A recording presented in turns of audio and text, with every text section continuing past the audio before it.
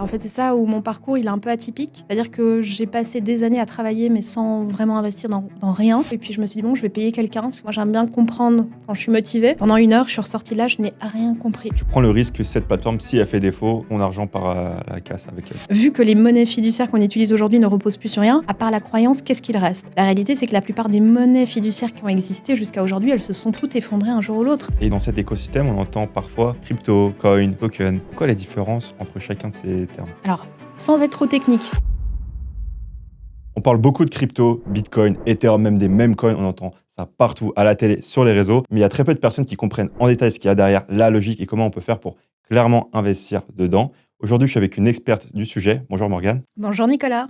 Donc aujourd'hui, le but, c'est vraiment de vulgariser à fond les sujets autour de l'univers crypto. Donc la première question que j'ai pour toi, Morgane, c'est assez bateau. Est-ce que tu peux te présenter? Qu'est-ce que tu fais? C'est quoi ton activité? Et comment tu es venue à faire de la crypto? Avec plaisir, déjà, merci pour l'invitation. Donc, mon prénom est Morgane, je suis la fondatrice de Crypto 360. Moi, je prends plaisir à accompagner les débutants, les personnes qui ont envie de se lancer dans le secteur, qui sont un peu livrées à elles-mêmes. J'ai commencé il y a bientôt 5 ans, donc je vais fêter Ok. mes 5 ans dans le secteur, et ça fait 2 ans que je me suis professionnalisée. Et donc, je fais de la formation, je fais de l'accompagnement, et puis j'ai aussi une présence médiatique, puisque je suis chroniqueuse, télé, radio, et conférencière aussi. Et qu'est-ce qui t'a mis le pied à l'étrier dans l'univers crypto? Donc il y a 5 ans, on était au début du Covid, j'imagine. Oui. Ça a été quoi le déclic auquel tu t'es dit, OK, les cryptos, peut-être en 2018, 2019, tu en avais entendu parler, mais peut-être un peu mystérieux, je ne comprends pas. Qu'est-ce qui a fait, OK, là, je passe le cap, j'y vais? Totalement. Alors moi, c'était, parce que bon, j'ai eu en fait une somme qui est arrivée qui n'était pas prévue, une succession voilà, avec un bien immobilier, et en fait, je me suis dit: «Mais qu'est-ce que je vais faire de cet argent?» qui est pour moi une opportunité. C'est-à-dire que j'avais déjà lu Robert Kiyosaki, tu sais les choses, de l'éducation financière finalement, un actif c'est quoi? Une classe d'actifs c'est quoi? Alors que j'étais pas une très, très bonne élève sur ce OK. Tu secteur-là, à la avais déjà un base. peu investi sur d'autres classes d'actifs ou zéro? Absolument pas. En fait, c'est ça où mon parcours, il est un peu atypique. C'est-à-dire que j'ai passé des années à travailler, mais sans vraiment investir dans rien. OK. Et je suis arrivée à un constat en me disant, mais en fait, si j'avais commencé à l'époque et que j'avais mis un petit peu chaque mois, ben, j'aurais pu avoir un effet évidemment de tremplin. C'est pas grave, j'ai eu cette chance d'accepter la succession, parce que je rappelle, une succession, il faut la payer quand même avant d'y avoir accès. Euh, une partie de ma famille ne l'a pas fait, moi je l'ai fait parce que je venais du secteur immobilier et qu'il y avait un bien immobilier, donc pour moi ça avait du sens de participer. Quoi qu'il en soit, on a attendu très longtemps avant de la vendre, cette fameuse maison, mais du coup j'ai eu le temps de me préparer. Voilà, donc je me suis formée OK. et j'ai eu cette opportunité d'entendre parler du Bitcoin pour la première fois en 2017. Euh, Au niveau de la première, non, au niveau d'une bulle ouais. qu'on a eu fin 2017, c'est ça? Exact. En fait, c'était sur YouTube. J'ai surtout vu, en fait, un podcast, comme le podcast qu'on fait toi et moi à l'instant, de quelqu'un que je suivais un petit peu à l'époque et qui n'était même pas dans les cryptos. En plus, c'est très marrant, mais il parlait d'investissement. Quoi qu'il en soit, il a mentionné le Bitcoin. Je me suis dit: «Tiens, Bitcoin, c'est quoi?» Et puis crypto, et puis je me suis dit: «Bon, je vais payer quelqu'un», parce que moi, j'aime bien comprendre quand je suis motivée. Pendant 1 heure, je suis ressortie là, je n'ai rien compris. Et en fait, c'est là que je me rends compte qu'expliquer cet écosystème à quelqu'un, c'est pas facile. En fait, ça demande quand même de l'énergie, ça demande aussi une forme de pédagogie. C'est très complexe, il faut vulgariser et en même temps, il faut être un peu exhaustif.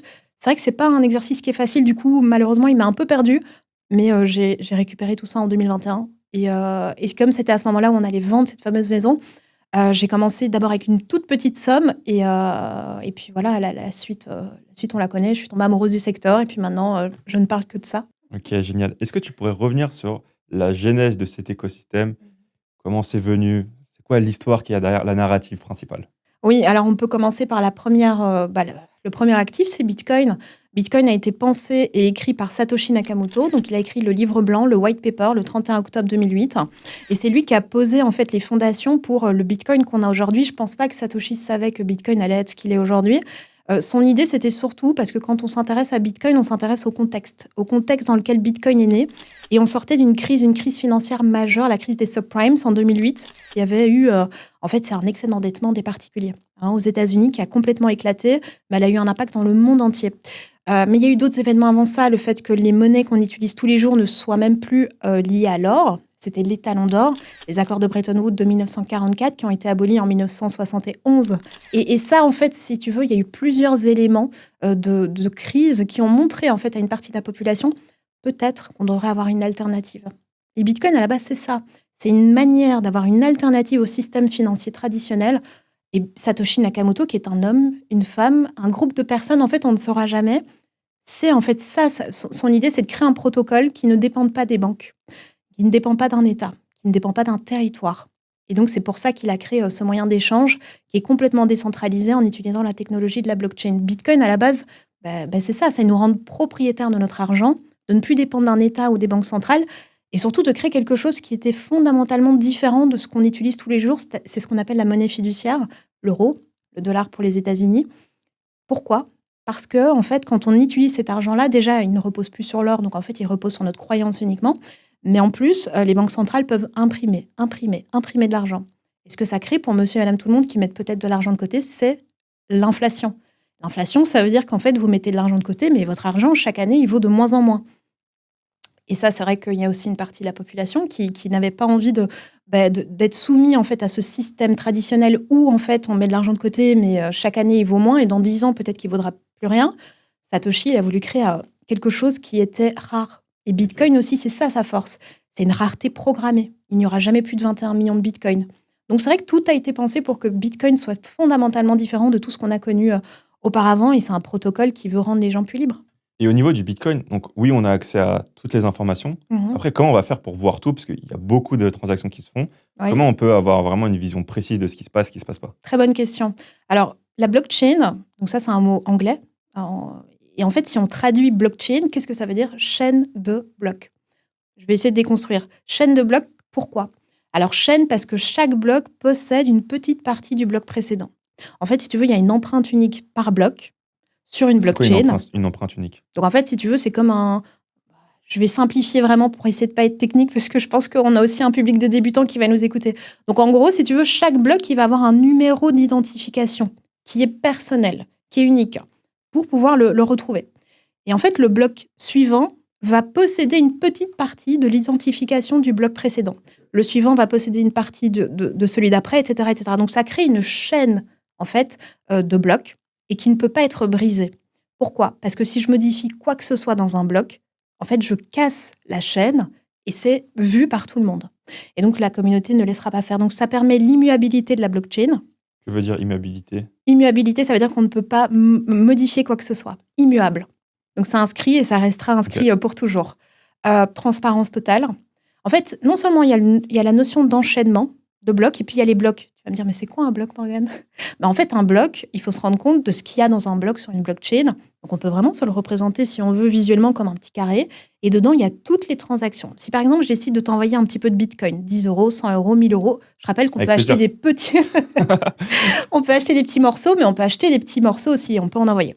Disons que je te fais un virement de 50 euros en Bitcoin. Ma transaction, elle doit bien se retrouver quelque part, puisqu'il n'y a pas de banque. En fait, il n'y a pas d'organe central. La décentralisation, la blockchain, en tout cas de Bitcoin et les plus grosses blockchains type Ethereum, elles sont décentralisées, ce qui veut dire que tu n'as pas un CEO, tu n'as pas le patron d'une société qui va décider pour tout le monde ce qui va se passer sur ce réseau-là. C'est la communauté qui décide, mais il y a des règles qui ont été mises en place. Et une des règles, c'est la transparence totale, donc on va retrouver sur les blocs, et le fait que tu as des mineurs. Donc là, on va peut-être en parler après dans la création de Bitcoin. Et donc, c'est des petits ordinateurs. Et eux, chaque transaction que je vais faire, par exemple, quand je vais t'envoyer du Bitcoin, ils vont prendre cette transaction et ils vont la mettre dans un bloc. Okay. Donc, en fait, qu'est-ce que je retrouve sur un bloc de Bitcoin ? Des transactions. Okay. Toutes les transactions qui se passent à chaque moment, elles se retrouvent dans les blocs et les blocs sont enchaînés les uns aux autres, ce qui veut dire que je ne peux pas venir modifier par après quoi que ce soit. Et en fait, j'ai une assurance, moi, dans le réseau Bitcoin, de pouvoir vérifier tout ce que j'ai envie depuis la toute première transaction. Donc, le premier bloc sur Bitcoin, c'était le bloc Genesis. Satoshi Nakamoto, il l'a créé le 3 janvier 2009. Je peux même retrouver les toutes premières transactions qui ont eu lieu en 2009. Comment il a fait pour faire la première transaction? Il s'est fait une transaction à lui-même? Alors non, en fait, il l'a envoyé à Alfinet. En fait, il a d'abord créé du Bitcoin et la première personne, en tout cas extérieure, donc lui, il a reçu 50 Bitcoins, parce que je rappelle quand même qu'à l'époque... alors, attention, parce que je mélange beaucoup de concepts, mais je vais essayer de les déconstruire. Donc, si tu veux, chaque bloc va créer du nouveau Bitcoin. Et au départ, on avait 50 bitcoins qui étaient créés par bloc. Actuellement, on a 3,125 bitcoins qui sont créés toutes les 10 minutes, puisqu'on a un nouveau bloc qui est rajouté sur la blockchain principale. Est-ce que du coup, tu peux nous expliquer ce que c'est un halving? Parce que c'est un mécanisme qui est lié au fait que le nombre de bitcoins qui est distribué à celui qui va valider la transaction va être différent. Du coup, est-ce que tu peux nous expliquer ce mécanisme? Alors le halving, c'est très important de comprendre comment est-ce que ça fonctionne, parce que c'est ça qui va donner un peu le rythme sur Bitcoin. J'ai expliqué le fait qu'il n'y aura jamais plus de 21 millions de Bitcoin. Pourquoi? Parce que mathématiquement, ça a été prévu par Satoshi Nakamoto, donc le créateur de Bitcoin, que en 2140, ce sera la date butoir à laquelle il n'y aura plus de création de nouveaux Bitcoins. On a du Bitcoin frais qui est créé dans dans chaque bloc sur la blockchain de Bitcoin, et toutes les 10 minutes. Mais en 2140, nous n'aurons plus de création. Et pour assurer que ce soit la fin de la création, tous les 4 ans, en fait, c'est pas vraiment tous les 4 ans, c'est tous les 210 millièmes blocs sur la blockchain de Bitcoin, eh bien, il y a une division de la production de Bitcoin en deux. Parce que là, les personnes donc, qui minent, qui valident les transactions, sont récompensées de ce travail Tout à fait. avec des bitcoins. Exactement. Qu'est-ce qui va se passer après 2140 pour les personnes qui vont toujours sécuriser le réseau, Mhm. sachant qu'il n'y aura plus de nouveaux bitcoins? Ils Oui. vont avoir quoi? Alors, il faut se rendre compte que les mineurs, ils touchent deux types de frais. Ok. Donc, ils touchent le Bitcoin qui vient d'être fraîchement créé, donc qui n'existait pas et qui est mis en circulation. En fait, il est d'abord donné aux mineurs pour les récompenser pour leur travail, puisqu'ils font de la preuve de travail. Ils utilisent de l'électricité pour résoudre un puzzle mathématique le plus rapidement possible. Et ils sont mis en compétition toutes les 10 minutes pour gagner un bloc. Quand ils gagnent un bloc, ils gagnent le Bitcoin, donc les 3,125 Bitcoins toutes les 10 minutes qui sont générés. Mais ils touchent aussi les frais de transaction. En fait, à chaque fois que je vais faire une transaction sur la blockchain de Bitcoin, je vais payer des frais. Ces frais, ce sont des frais de minage qui arrivent aux mineurs. Donc, les mineurs auront toujours quand même une forme d'incentive puisqu'ils vont toucher les frais des transactions notamment. Ok. Et ça va être quoi les différents éléments qui font que Bitcoin est une monnaie unique ou est le leader des crypto-monnaies? Qu'est-ce qui fait que, à part du fait que c'était la première, tu vois quoi comme argument qui font que Bitcoin est le roi des cryptos? Je pense que c'est la sécurisation, c'est la blockchain qui est effectivement la plus ancienne, mais c'est surtout celle qui a la plus la conscience en fait de la communauté. Quoi qu'on en dise, la plupart des gens ont quand même beaucoup de Bitcoin en général, même s'ils s'intéressent à l'écosystème des altcoins. Et je pense que c'est ça, c'est le fait qu'il n'y a pas eu de gros problèmes sur Bitcoin sur les 10 dernières années, le fait que Bitcoin est très sécurisé. Il y a beaucoup de nœuds en fait sur Bitcoin. Ok. Des nœuds, c'est des ordinateurs qui vont sécuriser en fait la blockchain, et ça permet d'avoir une décentralisation et une sécurité qui est maximale. Bitcoin n'a pas été pensé pour être scalable, à l'inverse d'un Ethereum, qui est une blockchain qui est plutôt faite pour avoir des applications décentralisées qui vont être utilisées par un grand nombre d'utilisateurs et donc qui peut être un petit peu moins sécurisée ou un peu moins décentralisée, ce qu'on peut quand même observer sur la plupart des blockchains qui ne sont pas Bitcoin. Ok. C'est les plus-values et, si tu veux, la valeur du Bitcoin et la proof of work. Donc la preuve de travail reste néanmoins la manière la plus factuelle d'avoir de l'électricité qui est utilisée et qui va venir confirmer le fait que le mineur a bien gagné son bloc. Enfin, il y a tout un protocole qui est mis en place et on ne retrouve pas ça sur les autres cryptos, sauf celles qui utilisent la proof of work, mais elles ne sont pas aussi anciennes que Bitcoin et elles n'ont pas autant la conscience de Bitcoin euh, voilà, que les gens donnent en tout cas à Bitcoin. Et dans cet écosystème, on entend parfois crypto, coin, token. C'est quoi la différence entre chacun de ces termes? Oui, alors, sans être trop technique, donc crypto, c'est une crypto-monnaie, donc elle va utiliser la cryptographie asymétrique, et ça peut être Ethereum, Solana, Cardano, on en a énormément. C'est Toutes. En Ok. fait, toutes les cryptos qui utilisent la cryptographie, enfin en tout cas chez nous, dans notre écosystème, il y a Bitcoin, alors, il y a certains qui vont le voir comme la toute première crypto, mais il y a d'autres personnes qui vont dire que c'est surtout pas une crypto. Donc Bitcoin, on la met quand même à part parce que c'est vrai que c'est la première et comme j'ai expliqué, elle est différente. Et puis tous les autres cryptos qui existent sont ce qu'on appelle des altcoins, alternative coins. On peut aussi dire crypto. Et ensuite, il y a les coins et les tokens. Donc là, la distinction, c'est, si tu veux, sur une blockchain principale, tu as la monnaie native de cette blockchain. La blockchain de Bitcoin, la monnaie native, c'est Bitcoin. La monnaie native sur la blockchain Ethereum, c'est l'Ether. La monnaie native sur la blockchain de Solana, c'est le Sol. La monnaie native sur Cardano, c'est le ADA, etc., etc. Je pourrais t'en citer plein. Et donc, en fait, la différence, c'est que sur les coins, c'est une monnaie native. Un token, un jeton, ça va être en fait un projet qui n'a pas sa propre blockchain et qui s'est développé sur une blockchain existante. Typiquement, sur Ethereum, tu as énormément de projets qui n'ont pas décidé de créer leur propre blockchain. Il faut avoir des développeurs, c'est toute une organisation de lancer une blockchain, et donc ils se sont développés sur la blockchain d'Ethereum. Et souvent, par exemple, un projet d'Oracle comme Chainlink, Oracle, en gros, il prend les éléments du monde réel et il les envoie sur les smart contracts, donc les contrats intelligents sur la blockchain. Et donc, ils ont un rôle capital quand on s'intéresse aux smart contracts. Typiquement, tu fais un pari sportif sur la blockchain, tu as besoin de savoir quelle équipe a gagné et d'avoir l'info la plus juste possible à l'instant T. Le lien entre l'extérieur et l'intérieur. Complètement. Oracle, c'est le lien entre la blockchain et le monde réel, tout simplement. Eh bien, Chainlink, qui est le leader, il n'a pas sa propre blockchain. Il est développé sur Ethereum, par exemple. Ça, c'est un jeton. Ok. Et c'est quoi maintenant la différence? Bon, deux principales cryptos dont on a parlé, BTC, ETH. C'est quoi les différences? Explique-moi tout. Oui. Alors, dans les grandes lignes, vraiment le principal, je pense, pour quelqu'un qui démarre, c'est vraiment de comprendre que Bitcoin a été créé avec une volonté d'être le plus décentralisé possible au niveau de sa blockchain et d'être le plus sécurisé possible. Il n'y a eu aucune volonté de scalabilité. Et ça, c'est Ça veut dire trois quoi, axes. scalabilité? C'est de faire plein de transactions avec des frais faibles ou c'est autre chose? C'est la possibilité effectivement de scaler et d'avoir beaucoup de gens qui vont utiliser en un coup le réseau. Et du coup, c'est une application. Tu vois, Bitcoin n'a pas été pensé pour qu'il y ait des applications qui viennent sur Bitcoin se développer. Alors qu'Ethereum, c'est tout l'inverse. En fait, Vitalik Buterin, avec plein d'autres personnes, il a créé Ethereum. C'est un des cofondateurs. Il était aussi avec Charles Hopkinson, qui a lancé Cardano par après, ou encore le fondateur de Polkadot. Ils étaient plusieurs. Mais c'est Vitalik, la figure emblématique d'Ethereum.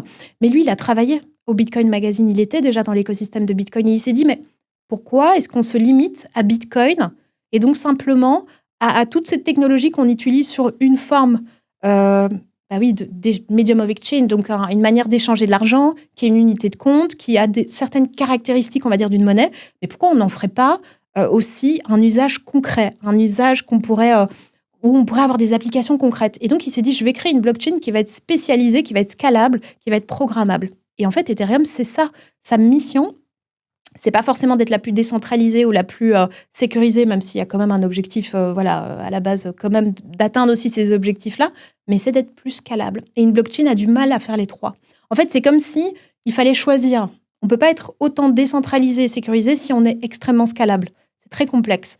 Et Ethereum, c'est ce qu'ils essayent de faire. Mais du coup, ça peut porter un peu préjudice. Mais donc, Ethereum, le gros avantage, c'est que c'est une blockchain qui a fait en sorte aussi de créer tout ce qui est smart contract, donc les contrats intelligents, tout ce qui est le monde de la DeFi, de la finance décentralisée, tout ce qui est NFT. Donc, en fait, cette programmabilité, cette scalabilité qu'ils ont recherchée, eh bien, ça se traduit par des applications décentralisées qui pourraient être utilisées par de grands nombres de personnes et aussi la possibilité d'avoir des projets qui n'ont pas leur propre blockchain, qui viennent créer leurs propres jetons, justement, sur leur écosystème aussi, mais ils sont un peu victimes de leur succès puisque faire des transactions sur la blockchain d'Ethereum aujourd'hui, ça peut coûter cher. Donc, il y a beaucoup de layer 2. Donc, c'est des couches secondaires qui vont venir aider la blockchain principale.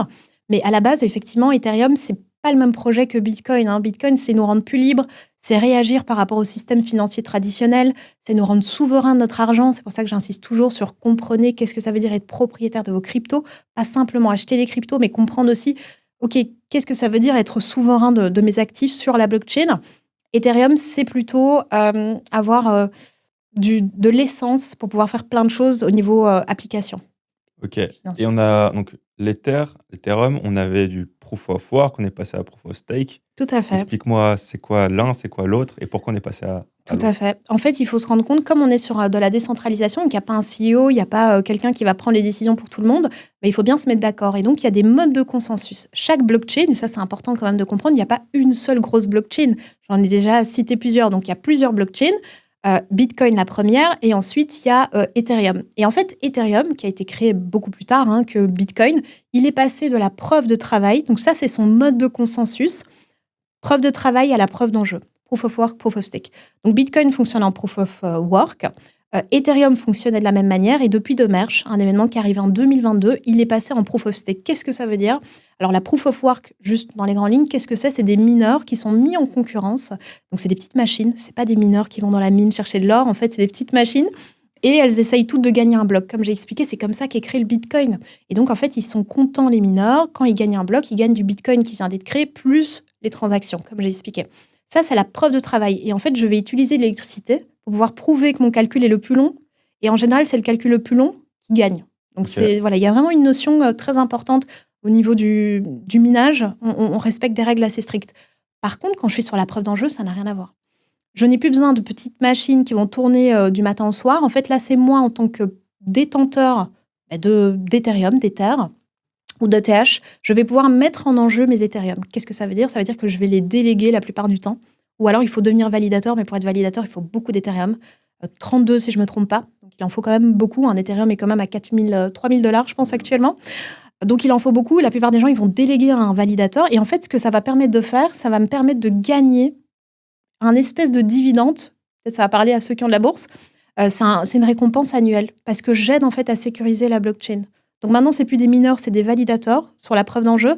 Et n'importe qui possède des Ethereum peut participer et sera récompensé pour aider à sécuriser la blockchain. Est-ce qu'il y a d'autres formes de proof of ou c'est que work et stake? Très bonne question. Non, on a la Proof of History sur Solana, Ok. on a la Authority Proof of Stake. Donc là, c'est certaines personnes qui peuvent faire travailler leur crypto ou en tout cas devenir validateurs, mais elles sont choisies. Non, il y en a plusieurs. Il y a plusieurs types de modes de consensus. Ok. Et sur le Bitcoin, il y a aussi Bitcoin Cash. Oui. C'est quoi la nuance entre Bitcoin et Bitcoin Cash? Alors, je connais pas plus que ça le Bitcoin Cash, mais par contre, je peux t'expliquer comment il est né. Ok. C'est parce qu'en fait, il y a eu une scission de la blockchain de Bitcoin. C'est ce qu'on appelle un fork. Et donc, un fork, en fait, c'est un démembrement de la blockchain en deux.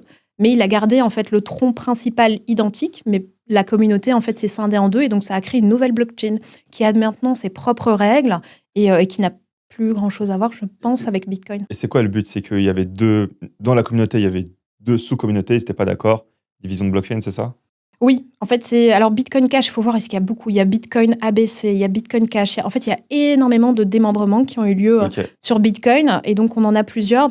Bitcoin Cash, je n'ai pas envie de dire de bêtises, je ne sais plus si c'est avec Roger Ver ou pas, c'est une personne assez emblématique du monde de Bitcoin. Et lui, il voulait un Bitcoin qui soit plus proche d'une certaine idéologie, qui n'allait pas avec l'idéologie forcément de Satoshi Nakamoto de mémoire. Mais de nouveau, je ne suis pas spécialiste du Bitcoin Cash. Mais ce que je peux te dire, c'est qu'effectivement, c'est une partie de la communauté qui pense différemment. Et c'est ce qui se passe en général quand on n'est pas d'accord. Parce que des fois, on me pose la question, tiens Morgane, 21 millions de Bitcoin, ok, mais qui ne nous dit pas que ça va changer dans 1 an, dans 2 ans? Il y aura un démembrement de la communauté, tout le monde ne sera pas d'accord, et probablement qu'il y aura un fork. Ok. Maintenant, de manière plus concrète, si ça m'intéresse les cryptos, que je veux y aller, comment je passe? Sur quelle plateforme? C'est quoi les différents types de plateformes?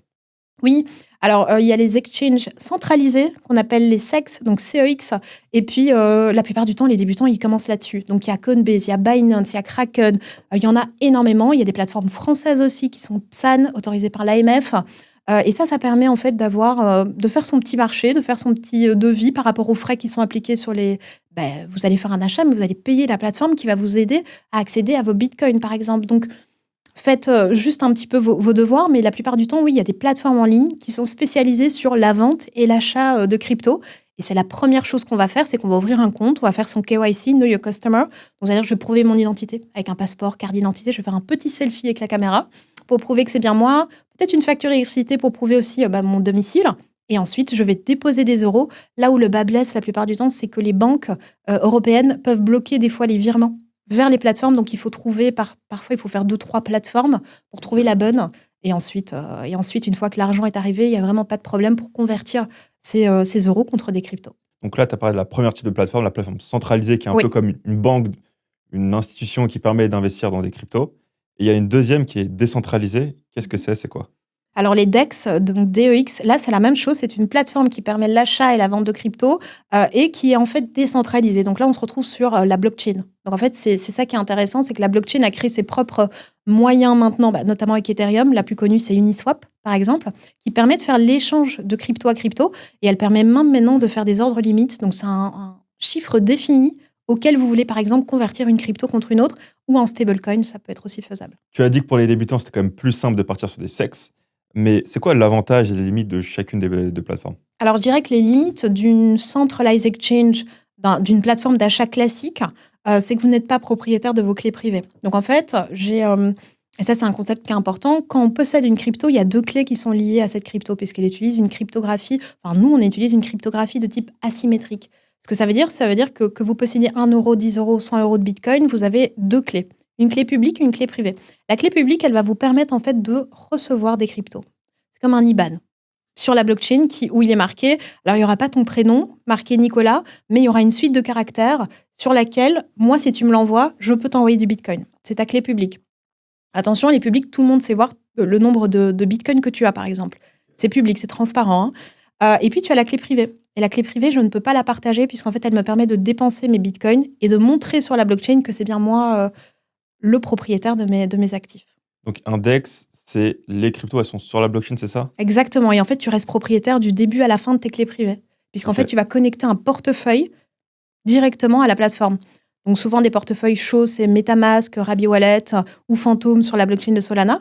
Et en fait, tu restes propriétaire du début à la fin, alors qu'un centralized exchange, tu n'es plus propriétaire de tes clés privées. Ok, donc tu prends le risque que cette plateforme, si elle fait défaut, ton argent part à la casse avec elle. Exactement. Alors, il y a des remboursements, mais des fois, ça met beaucoup de temps. Et puis, c'est pas la valeur actuelle. Enfin, donc, le risque, en fait, pour moi, est trop grand. Et il faut apprendre à être souverain de ses actifs. Maintenant, si vous avez vraiment confiance en une plateforme, par exemple les plateformes françaises, etc., pourquoi pas? Mais ne laissez pas la totalité de vos fonds là-dessus. Mais est-ce qu'on peut commencer à investir en crypto sans passer par un sexe?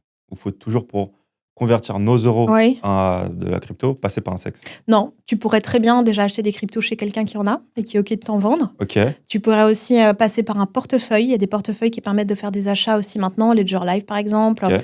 De plus en plus de petits portefeuilles, même des hot wallets, donc les portefeuilles chauds qui sont connectés à Internet sans arrêt, qui sont des simples extensions. Puis tu as les cold wallets. Les cold wallets, ils sont tangibles, corporels, et ils arrivent chez toi à la maison. Tu dois les payer. Donc il y a différentes familles de portefeuilles. Donc il y a aussi une possibilité d'acheter de cette manière-là. Ok. Et maintenant, quand je veux faire une transaction, comment ça se passe?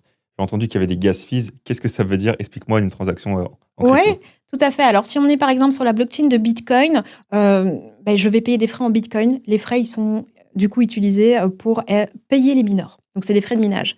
Par exemple, sur Ether, donc Ethereum, là, on va payer des frais de gaz. Les frais de gaz, ça va être aussi pour payer en fait la transaction pour que on puisse accepter en fait ta transaction. Et ce qui est intéressant sur, par exemple, Ethereum, tu as 3 niveaux. Donc, par exemple, si tu veux que ta transaction elle aille vite, tu vas payer plus cher qu'une transaction qui est beaucoup plus lente. Donc, Ok. tu peux choisir la rapidité à laquelle tu vas envoyer en fait tes cryptos. Mais donc, grosso modo, quand tu fais une transaction sur la blockchain, tu payes dans la monnaie native de la blockchain que tu utilises et tu vas payer des frais. Tu as besoin de l'adresse publique de la personne pour pouvoir lui envoyer des fonds. Et il ne faut pas se tromper de réseau, il ne faut pas se tromper d'un caractère parce que sinon tu peux tout perdre. Aussi, comment ça se passe quand j'ai une sorte de clé USB dans laquelle j'ai mes cryptos? Au début, moi, je pensais que dans cette clé USB, j'avais mes cryptos. On m'a dit par la suite que, en fait, les cryptos, elles sont toujours dans la blockchain. Et Oui. cette clé USB, il y a uniquement ta clé privée. Est-ce que c'est ça ou je me trompe? Alors, clé USB, en fait, c'est juste visuellement à quoi ressemble un Ledger. Attention, c'est une des marques de cold wallet. En sachant que les nouveaux Ledger, ils sont plus du tout sous format de clé USB. Mes clients, moi, ils ont les nouveaux qui sont 100% tactiles et ils ressemblent Ok, à des les petites petites tablettes. tablettes. Donc, en fait, attention, ça ressemble à une clé USB, mais c'est pas une clé USB. Mais en gros, c'est un cold wallet. Et ce que ça permet? Ça permet de garder tes fameuses clés privées dont j'ai parlé offline. Donc, un cold wallet, c'est un portefeuille qui va garder pour toi tes clés privées de manière offline, alors qu'un hot wallet, type MetaMask, Rabi Wallet, Phantom, ils sont connectés à Internet, ils sont gratuits, tu les télécharges en 5 minutes, mais le niveau de sécurité n'est pas le même. Et dans tous les cas, les cryptos, elles sont sur la blockchain? Dans tous les cas, les cryptos, elles sont sur la blockchain. Ça, quoi qu'il en soit, elles sont sur la blockchain, oui, bien sûr. Ok. Oui. Et maintenant, au niveau des usages concrets de la blockchain, qu'est-ce qu'il y a? Là, on a parlé un peu des moyens de paiement. Est-ce que tu vois d'autres choses? Qu'est-ce qu'on peut en faire? Qu'est-ce qu'on peut faire des cryptos? Non, au niveau de la blockchain, c'est quoi les utilisations de la blockchain? L'utilisation de la blockchain, en fait, la technologie de la blockchain, c'est vrai que les cryptos, c'est une partie.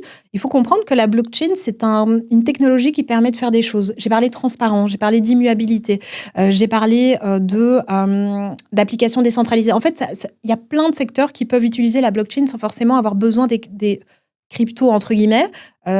Tu as, par exemple, je sais pas, tu as des ONG qui vont utiliser la blockchain, par exemple, pour lever des fonds et qui vont devenir validateurs, par exemple, sur Ethereum. Ça, c'est Médecins sans frontières, par exemple. Tu as des sociétés de luxe aussi pour la traçabilité de leurs vêtements qui ont envie de prouver qu'elles essayent d'être beaucoup plus éco-responsables, qui vont utiliser aussi la blockchain.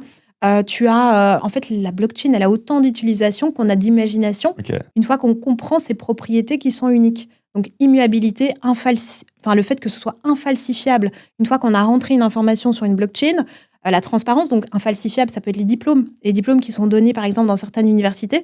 Quelqu'un qui viendrait d'un pays et qui veut essayer de modifier son diplôme, avec la blockchain, ça va être très compliqué. Donc, tu as des formes aussi d'authentification, que ce soit pour les permis de conduire, que ce soit pour les diplômes. Donc, la blockchain, en fait, elle a 1001 applications Pas que possibles. cryptographique.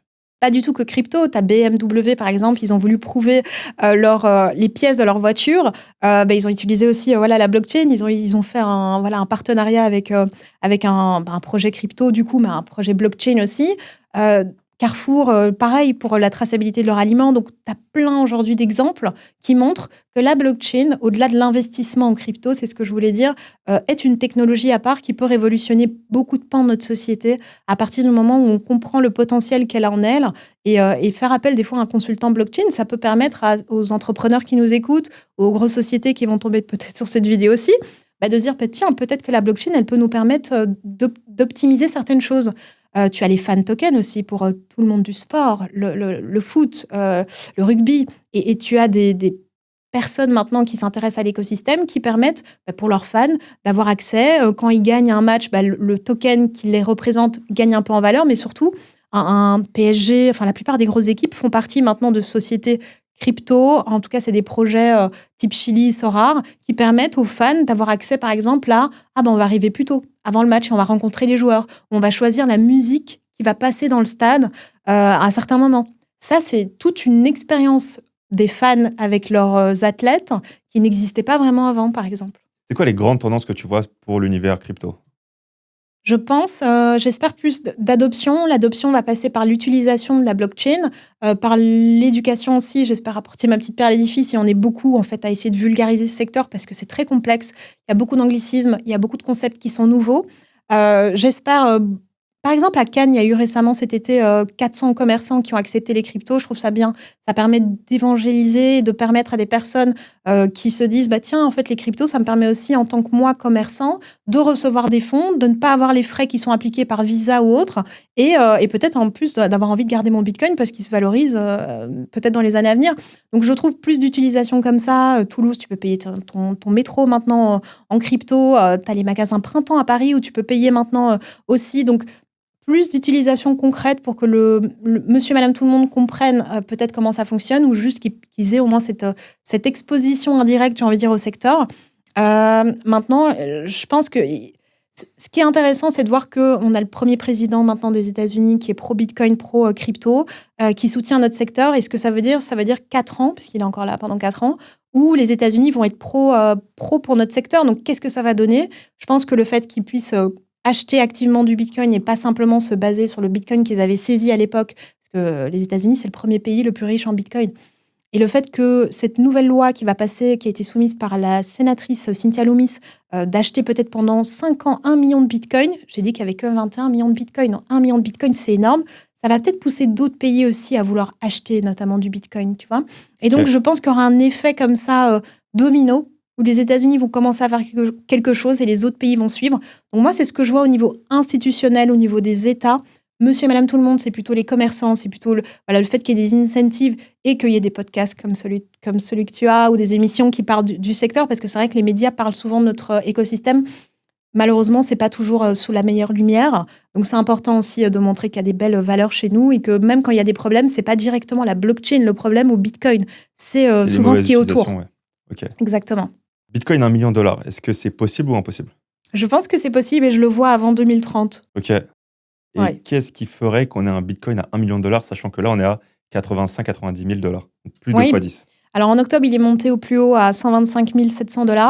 La réalité, c'est que Bitcoin, tous les 4 ans, il a, après le halving, donc la division par 2 de sa production, en général 6 mois après. Alors c'est un cycle historique. On ne sait pas si c'est ce qui va se passer pour les prochaines années. Mais grosso modo, tous les 4 ans, Bitcoin est à un prix supérieur que dans le passé. Donc, c'est un actif qui a montré sa résilience, qui a montré son adoption. Et aujourd'hui, Bitcoin est adopté non pas par monsieur et madame tout le monde les retail, mais par les institutions. On a BlackRock qui a lancé son ETF en janvier 2024, qui a eu un succès immense. BlackRock, ils ont beaucoup d'ETF, donc ça veut quand même dire quelque chose. Ça veut dire que le monde institutionnels et les investisseurs boursiers ont envie de s'exposer à notre écosystème. Et donc, pourquoi c'est une bonne nouvelle pour nous ? Parce que BlackRock, il est obligé d'acheter du Bitcoin. Donc, au final, on se rend compte qu'il y a une adoption qui est moins sur les particuliers, mais plus sur les institutionnels. Et c'est ça qui pourrait faire que Bitcoin va monter en prix. Pas juste ça, mais en fait, si tu veux, c'est si les États-Unis commencent à acheter, tous les pays du monde vont commencer à en acheter. Plus, on a aussi le fait que le marché boursier, qui est un marché énorme, va, je pense, de plus en plus acheter aussi probablement les ETF Bitcoin, à voir pour les ETF crypto s'ils vont aussi rentrer ou pas dans les considérations. les ETF Ethereum commencent petit à petit à prendre aussi un peu du galon, mais c'est plutôt Bitcoin qui intéresse. Et je pense qu'en fait, si tu veux, c'est ce mouvement-là, macroéconomique, il faudrait qu'on ait aussi un bon terrain. forcément. On est un peu lié quand même aux valeurs tech, donc il va falloir voir aussi par rapport à ça, les taux de la Fed. Tout ça fait en sorte que pour moi, l'adoption est en marche, qu'elle va s'intensifier. Et en fait, si tu veux, cette adoption, elle montre quoi? Elle montre la demande. Bitcoin, c'est un actif qui est rare. Donc l'offre, elle est limitée. Une demande qui est grandissante d'année en année, avec une offre qui est limitée d'année en année, ça ne peut résulter que par une hausse du prix. Et je suis encore, je pense, assez réaliste quand je dis 2030. Ok.